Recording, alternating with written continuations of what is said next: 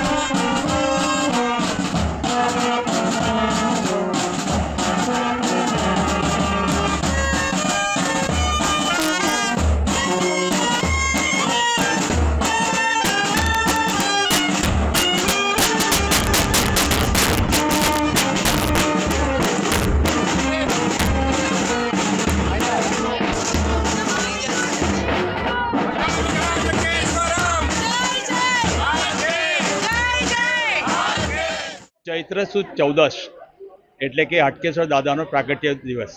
આજે મને કહેતા આનંદ થાય છે કે વિશ્વની અંદર જ્યાં જ્યાં નાગરો વસતા હશે ત્યાં આજના દિવસે હાટકેશ્વર દાદાની પૂજા કરશે અને સાથે બધા પ્રસાદી લેશે। વડોદરા શહેરની અંદર સન 1980થી આ સમસ્ત નાગર મંડળ ચાલે છે।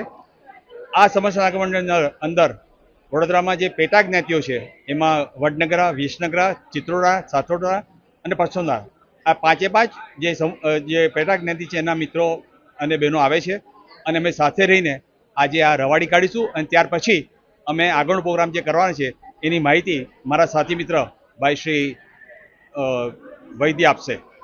મારું નામ સ્વનીત વૈદ્ય, સમસ્ત નાગર મંડળ પશ્ચિમ વિભાગનો હું મંત્રી છું। આજે અમે લગભગ 2000 ઉપરાંત નાગરો અમારા જે મેમ્બર્સ છે એમાંના લોકો અહીંયા આવશે। અમે હાટકેશનું સ્તુતિગાન કરશું, રવાડી એટલે કે પાલખી કાઢશું અને ત્યારબાદ ભોજન પ્રસાદી લેશું।